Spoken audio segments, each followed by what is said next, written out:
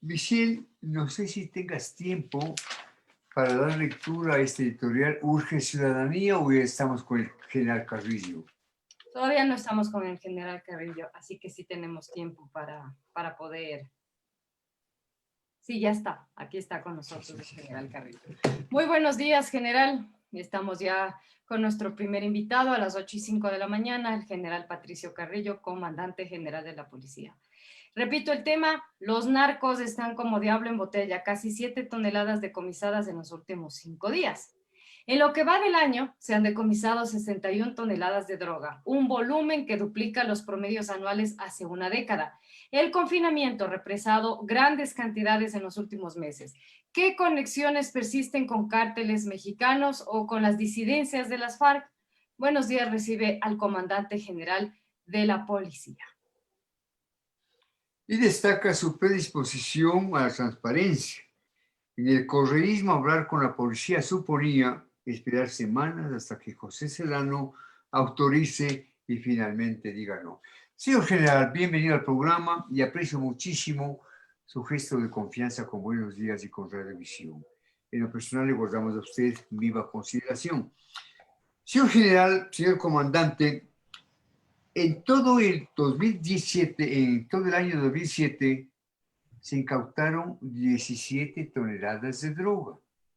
En lo que va del 2020 ya van 61 toneladas y solo en los últimos 5 días se incautaron de 6.4 toneladas.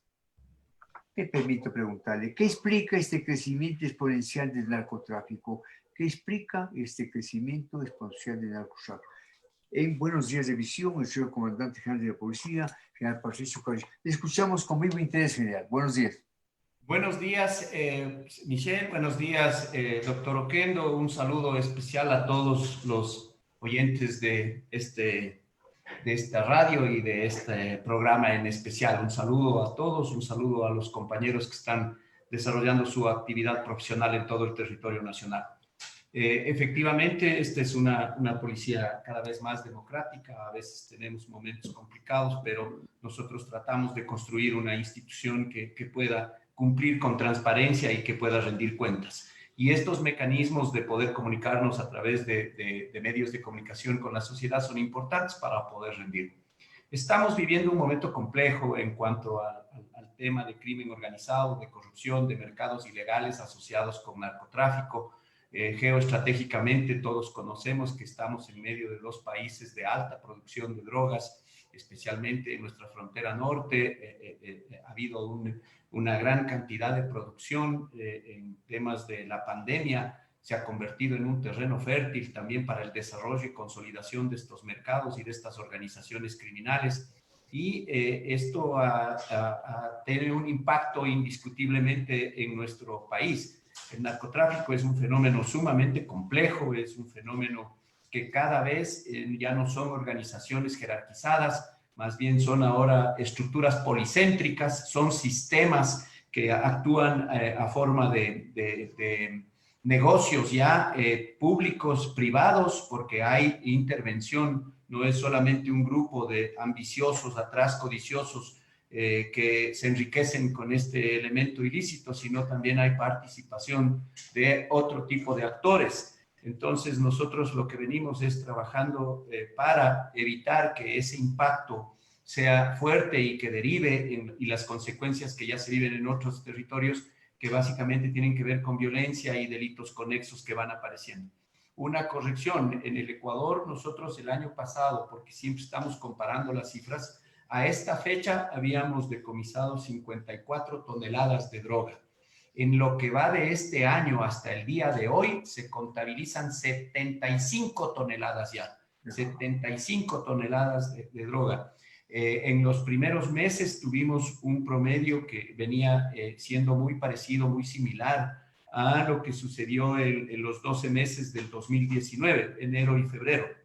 A partir de marzo, que tuvimos ya la presencia de la crisis de salud, hubo un descenso en los decomisos. Marzo y abril fue muy bajo, pero a partir de mayo, junio, julio, agosto, que ha sido el mes más alto, y esta última semana en lo que va hasta el día de hoy, desde el lunes, porque contabilizamos cada 8 días para que sea un tema de umbrales. Nosotros en esta semana hemos decomisado 9 toneladas de sustancias ilícitas. Y en el mes de agosto, que fue un mes también sumamente elevado, cogimos cerca de 11 toneladas. El promedio está en 1.7 toneladas por semana.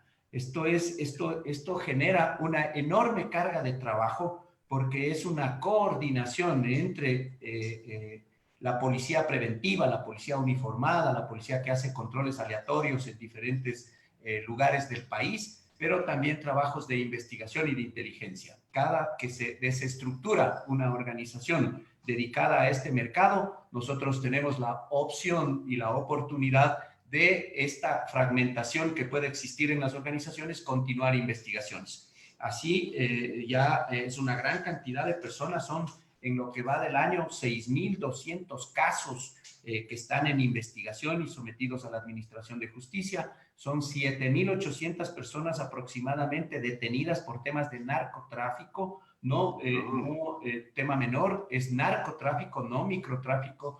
El total de drogas, como ya dije, son 75 toneladas. Aparte de eso hay sustancias químicas, aparte de eso hay elementos que sirven para el procesamiento de la droga, que es parte de la comercialización y parte del negocio, con el cual la frontera también participa en temas de contrabando. Esto también tiene que ver y se liga con otros delitos como el lavado de activos, y esto es un tema muy peligroso también para nuestra sociedad porque conocemos nuestra moneda, es el dólar, y puede ser también un espacio oportuno como para la presencia de estos brazos también económicos que son los que terminan desestabilizando democracias, porque atrás de esto hay un poder económico que se manifiesta mucho más en momentos como de la pandemia, que saliendo de la crisis de salud siempre vamos a tener un impacto económico en el país. Y aparte también el mercado de la minería ilegal, de las armas, una cantidad de cosas que la policía en realidad no puede descuidar.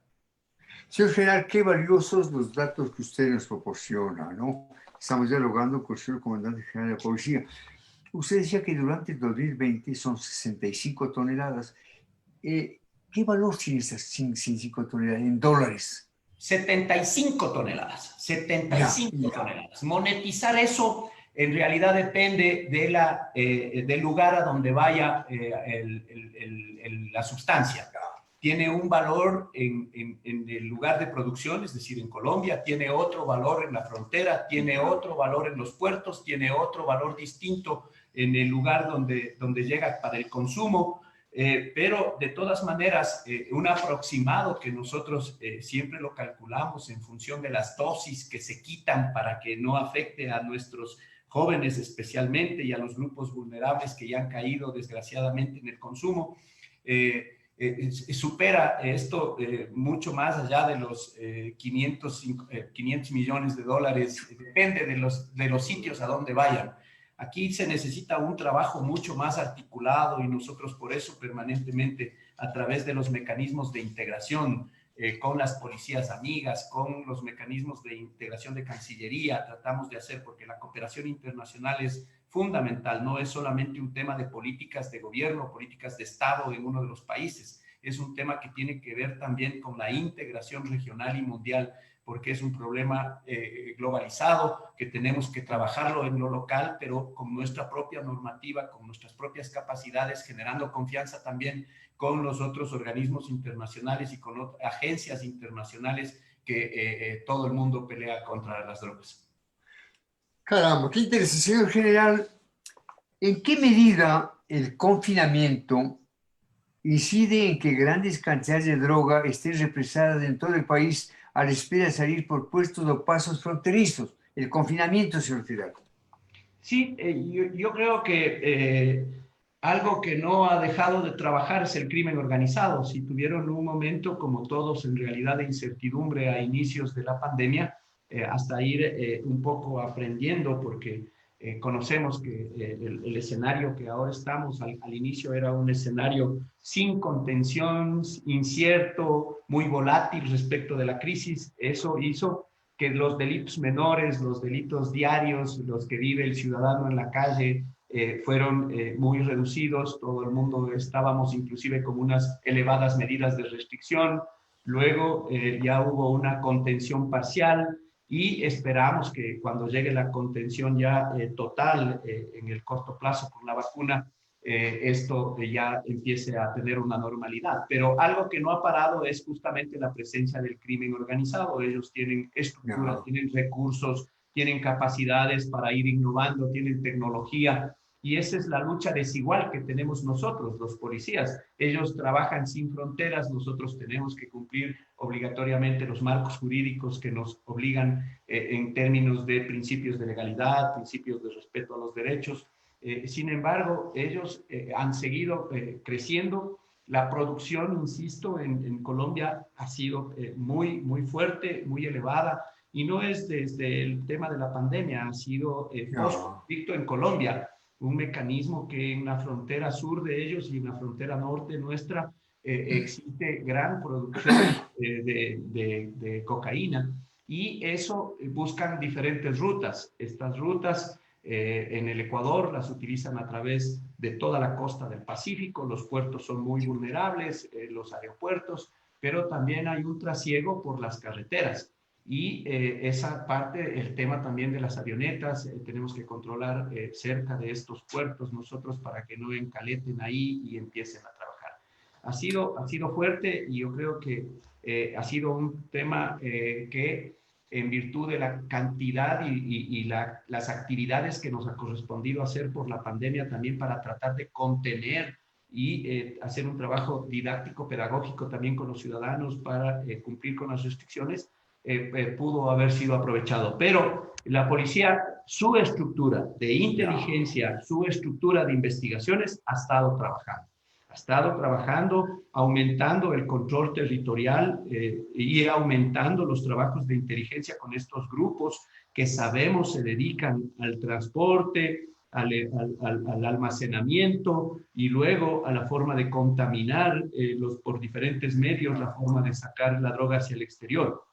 Inteligencia policial no ha parado, la Dirección Nacional de Antinarcóticos nuestra está haciendo un gran trabajo, a esto se une también un trabajo de ciberdelito, porque las comunicaciones, tratar de hacer anticipación estratégica al delito implica también el uso de tecnologías. Estas tecnologías se asocian con esta nueva forma que necesitamos, yo creo, debatir también en el Ecuador, la democracia digital, para ver hasta dónde se puede permitir las libertades de los ciudadanos, pero en función del bien común también, cómo tenemos una ley, cómo tenemos una estructura que nos permita controlar cómo a través de las comunicaciones se pueden producir diversos eventos, la consolidación, evitar que se vayan consolidando mercados informales de consumo en el Ecuador. Tenemos estructura también luchando contra el microtráfico, para que nuestros jóvenes, nuestros grupos vulnerables no sean propensos, mucho más ahora en las condiciones en las que nos encontramos, mucha gente sin actividad económica productiva que puede ser cooptado por estas estructuras en las calles. Tenemos también la ausencia de la asistencia a colegios, lo cual puede producir no solamente una deserción escolar, sino que estos muchachos también pueden ser cooptados por estos grupos. Entonces, estamos trabajando de diferentes formas, evitando la expansión de las actividades vinculadas al narcotráfico, que también tiene que ver, como ya dije, con la presencia de lavado de activos, y también al final el impacto más grave es la afectación a la vida de los ciudadanos, porque produce violencia también. Le escuchamos con vivo interés, señor general, el tema de esta mañana. Los narcos están como diablo en botella, casi 7 toneladas de comisario en los últimos 5 días. Michelle está con ustedes, señor general. General Carrillo, buenos días. Marisquerías, camiones de papas o boyas en alta mar, ¿dónde están camuflando la droga los narcos? Hay diferentes formas, hay diferentes modos de operar, hay diferentes metodologías. Nosotros trabajamos mucho con patrones de comportamiento, nosotros estudiamos muchísimo lo que está sucediendo inclusive en otros lugares, buscan encaletar de cualquier forma. Generalmente los embodegan muy cerca de los sitios de embarque para la salida a los países de consumo. Por eso es que encontramos nosotros mayor cantidad muy cerca de estos espacios.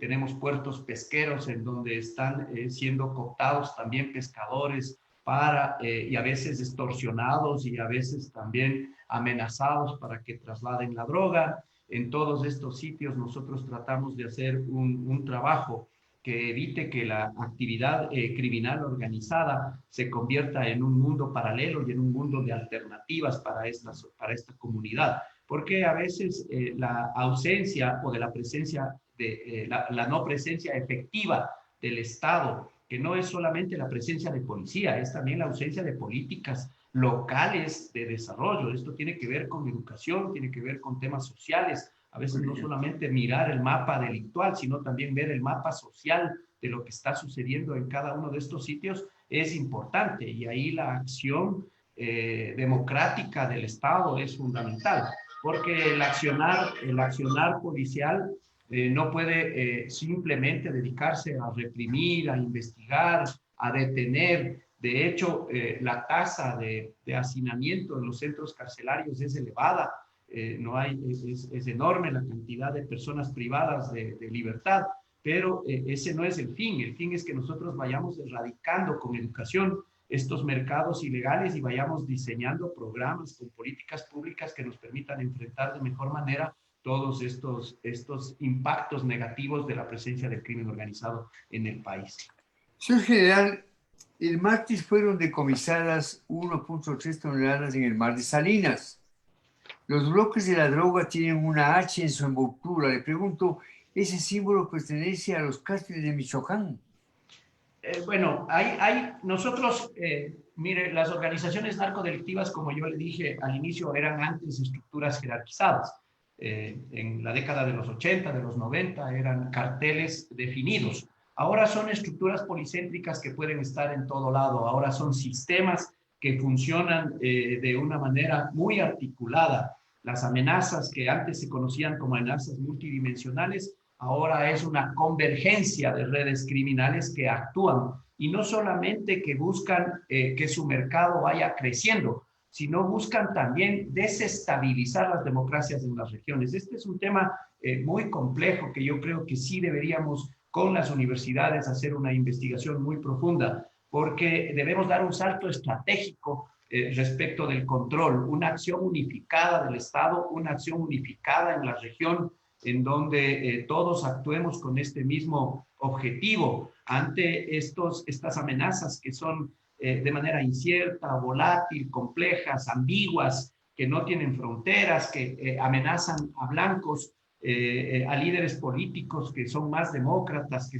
actúan con más integridad, con más ética, permanentemente les están buscando para deslegitimarlos, deslegitiman instituciones, unos errores que también podamos cometer. Miren lo que está viviendo esta semana mismo Bogotá y Colombia, producto de un desacierto de unos 2 funcionarios, lo que se está viviendo en otras regiones, inmediatamente empiezan a ser mecanismos absolutamente desestabilizadores, y esta parte lo que hace es abonar al sistema, abonar a los mercados de crimen organizado, les da mucho más poder y genera las desconfianzas de las instituciones. Nosotros trabajamos todos los días para ganar esa confianza de los ciudadanos, para ganar esa legitimidad. El tema de derechos humanos es fundamental en una policía democrática y transparente como la nuestra. Nos preocupamos todos los días de que sea así, pero todos los días también tenemos estos ataques, estas formas de actuar. Entonces, estas estructuras policéntricas que actúan en diferentes sectores son las que también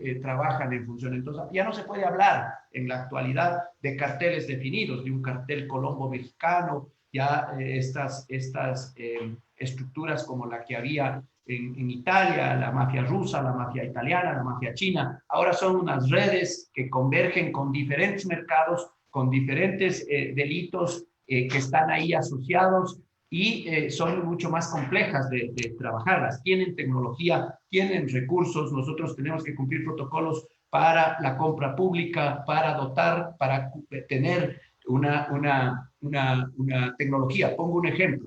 Ya el mundo está conviviendo con el 5G y nosotros todavía tenemos mecanismos 3G.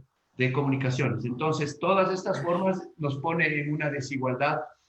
No tenemos en el Ecuador tampoco marcos jurídicos acordes, a pesar de que el convenio de Palermo está vigente. Nosotros no tenemos la ley de inteligencia, nosotros no tenemos una ley para el ciberdelito, nosotros no tenemos una ley de extinción de dominio. Somos de los pocos países en la región que nos estamos quedando sin esas normativas.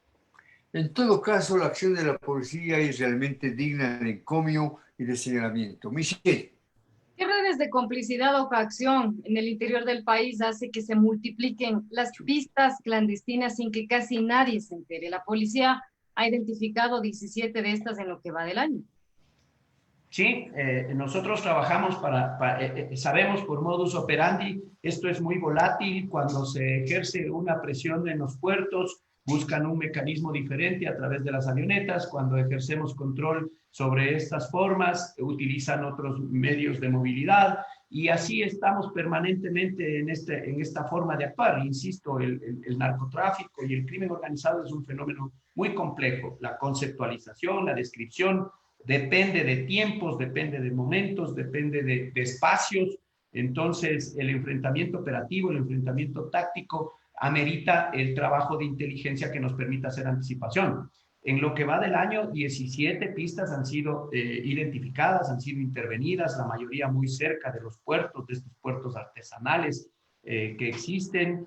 Atrás de esto también hay un tema de economía ilegal, que es parte de lo que también nos corresponde desestructurar, porque esta economía ilegal es lo que le termina dando poder al narcotraficante, a las organizaciones, y este poder le lleva a una funcionalidad mafiosa, que al final lo que busca es también impunidad. Entonces, con todo esto, el Estado ecuatoriano, más que la institución policial, porque lo que le entregan a la policía es al servicio de los ciudadanos. A nosotros no nos entregan para beneficio ni uso personal nada. Todo el equipamiento, toda la capacitación, todo el marco legal, toda la normativa, toda la tecnología es al servicio de los ciudadanos y son herramientas que se necesitan. Cada vez deben ser mucho más actualizadas.